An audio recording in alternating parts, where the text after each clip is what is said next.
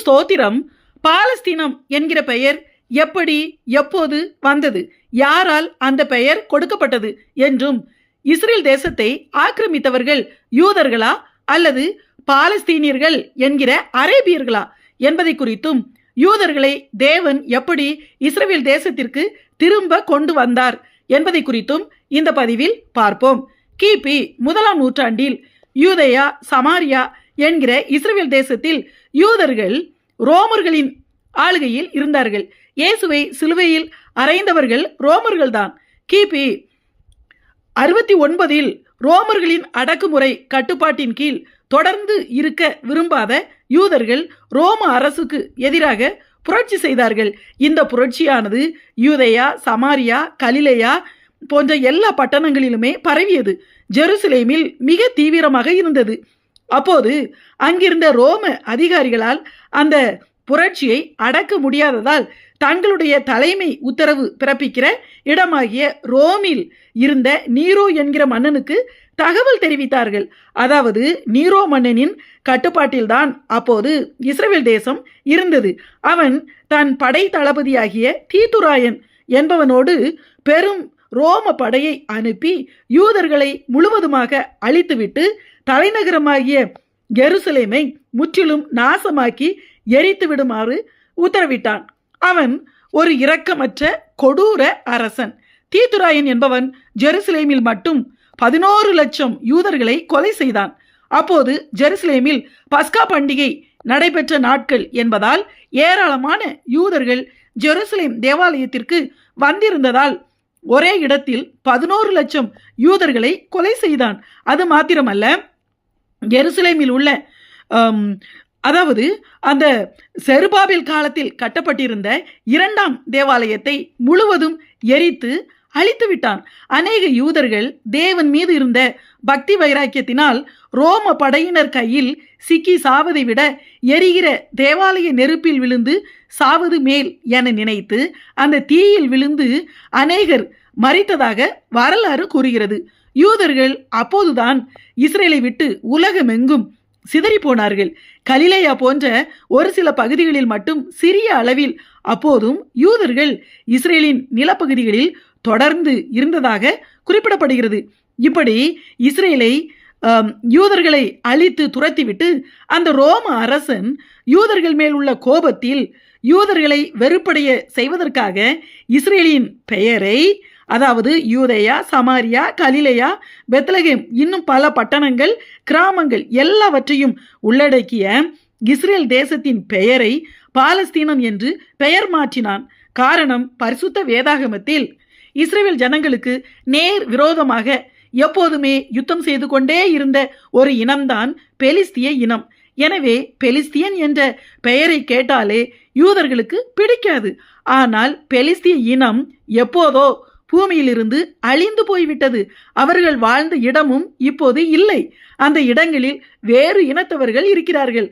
ஆனால் இஸ்ரேல் தேசத்தின் பெயரை வேண்டுமென்றே பாலஸ்தீனம் என்று பெயர் மாற்றம் செய்து இஸ்ரேலின் பட்டணங்களின் பெயர்களை மாற்றி அவைகளுக்கு பெலிஸ்தியர்களுடைய பட்டணங்களின் பெயர்களை காசா, ரஃபா, அஸ்கலோன் என்று இப்படி பெயரிட்டான்.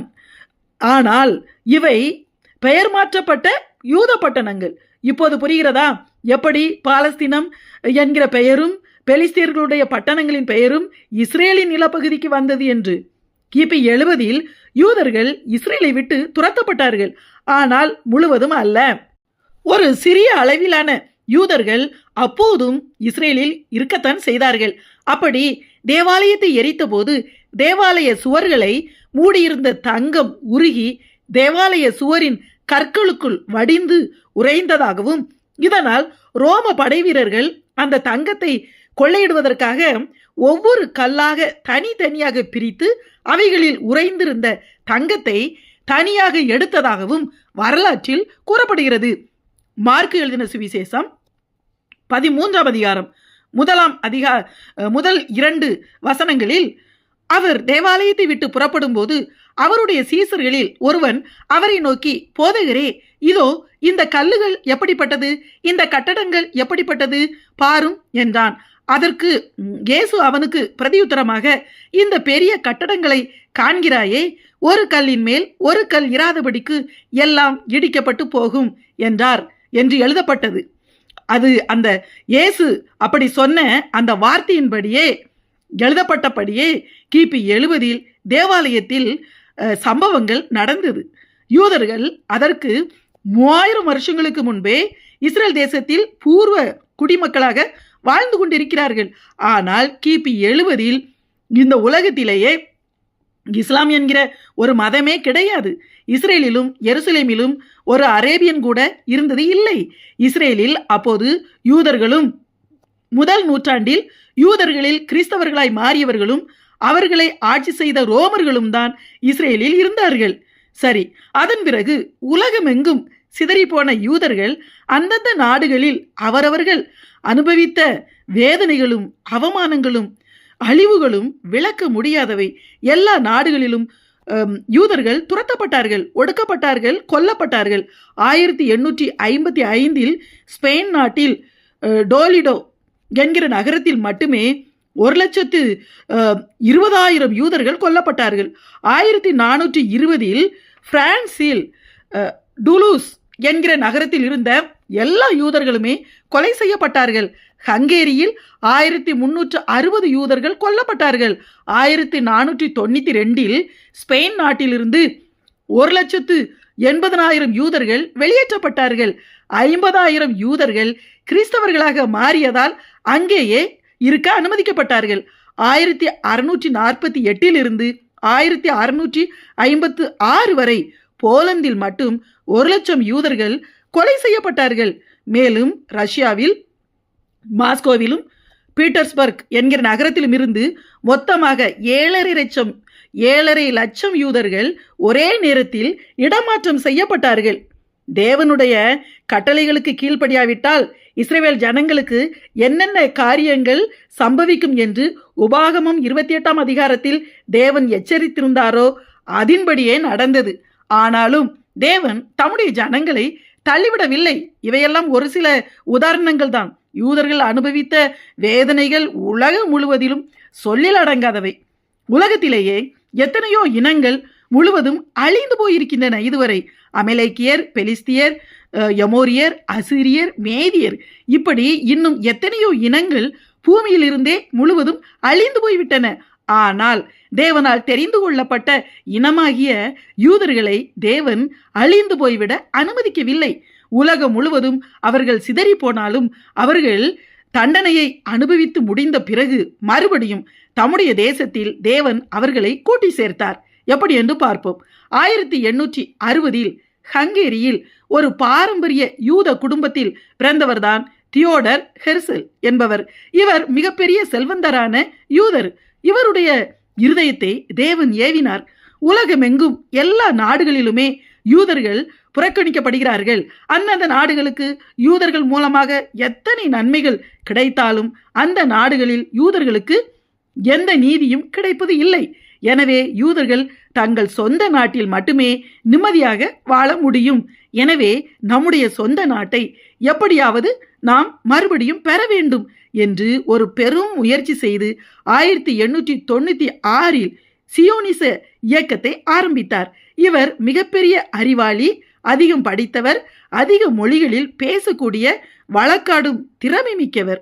உலகமெங்கும் உள்ள யூதர்களுக்கு கட்டுரைகள் எழுதினார். அவர்களை ஒருங்கிணைத்து கூட்டங்களை நடத்தினார். எல்லா யூத குடும்பங்களுக்கும் ஒவ்வொரு வாரமும் தங்களால் முடிந்த பணத்தை சேமித்து ஒரு நம் சொந்த நாட்டை பரிசுத்த வேதாகமத்தில் சொல்லப்பட்டிருக்கிற நம்முடைய இடங்களை விலை கொடுத்து வாங்குவதற்கு நிதி தர வேண்டும் என கூறினார். எல்லா யூதர்களும் உற்சாகமாய் கொடுத்தார்கள். இதற்கிடையில் கிபி 6ஆம் நூற்றாண்டுக்கு பிறகு முகமது நபி என்பவரால் இஸ்லாமிய மதம் உருவாக்கப்பட்டது. அதன் பிறகு இஸ்லாம் மதத்திற்கு அரேபியர்கள் வலுக்கட்டாயமாக வாள் முனையில் மிரட்டப்பட்டு மாற்றப்பட்டார்கள்.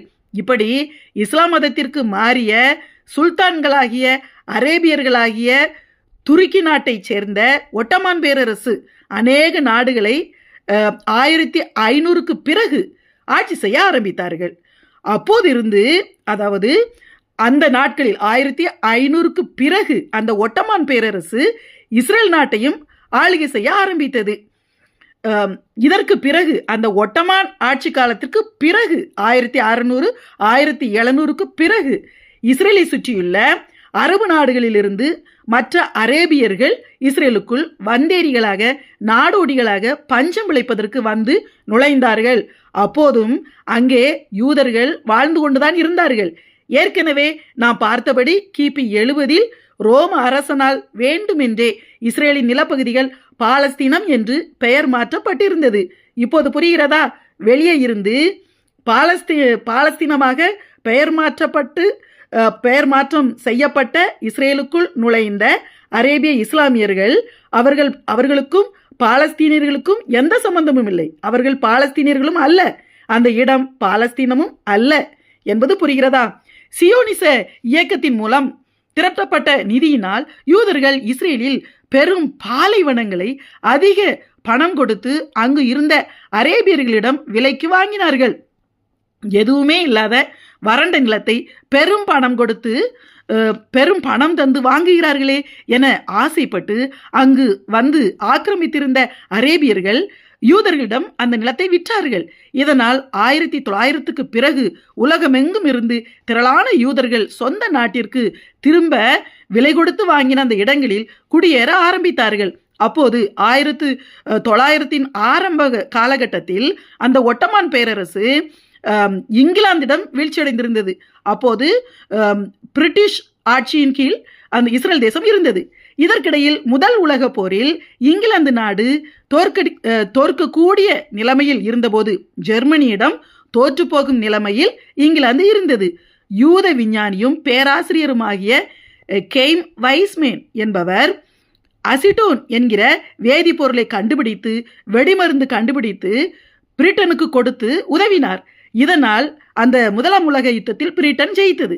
அதற்கு நன்றி கடனாக இங்கிலாந்து ராணி வைஸ்மேனிடம், உமக்கு இதற்கு பதிலாக என்ன வேண்டும், எந்த உயர் பதவி வேண்டும், எதை கேட்டாலும் தருகிறோம் என்று கேட்டபோது அவர், எனக்கு எதுவும் வேண்டாம், யூதர்களாகிய எங்களுக்கு உங்கள் கட்டுப்பாட்டில் இப்போது இருக்கிற எங்கள் நாட்டை எங்களுக்கு சுதந்திரமாக தர வேண்டும் என்று கேட்டார்.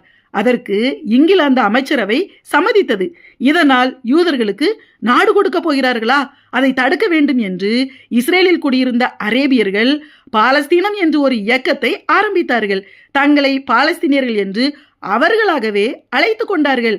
காரணம், யூதர்களுக்கு பெலிஸ்தீர் என்ற பெயர் பிடிக்காது என்பதாலேயே அந்த பெயரை தங்கள் இயக்கத்துக்கு வைத்து 1948 வரை பெருங்கலவரமும் வன்முறையும் செய்து யூதர்களை கொலை செய்தார்கள்.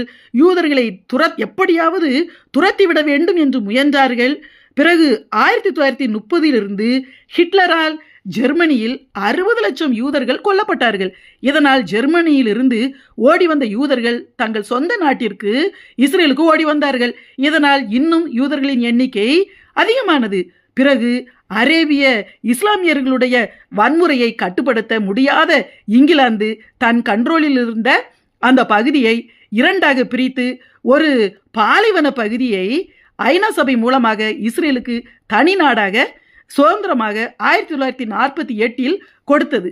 ஆனால் அரேபியர்களுக்கு பிரித்து கொடுத்த நிலப்பகுதியை அரேபியர்கள் வேண்டாம் என்று மறுத்துவிட்டார்கள். யூதர்களை அங்கிருந்து துரத்திவிட வேண்டும், முழு பகுதியும் தங்களுக்கு வேண்டும் என்று கலவரம் செய்தார்கள். அந்த வரலாற்றையெல்லாம் பிறகு வேறொரு பதிவில் நாம் பார்ப்போம். எனவே யூதர்கள் தங்கள் சொந்த நாட்டில் 4000 வருஷங்களாக குடியிருக்கிற அவர்களுடைய பூர்வீக நிலத்தில்தான் அவர்கள் மறுபடியும் விலை கொடுத்து வாங்கி அங்கே இருக்கிறார்களே தவிர யூதர்கள் யாருடைய நிலத்தையும் அபகரிக்கவும் இல்லை, ஆக்கிரமிக்கவும் இல்லை. அந்த நிலத்தை அபகரித்தவர்கள் பாலஸ்தீனிய இஸ்லாமியர்கள் என்பது அந்த அரேபியர்கள் தான் என்பது உலகம் அறிந்த உண்மையாகும். ஆமென்.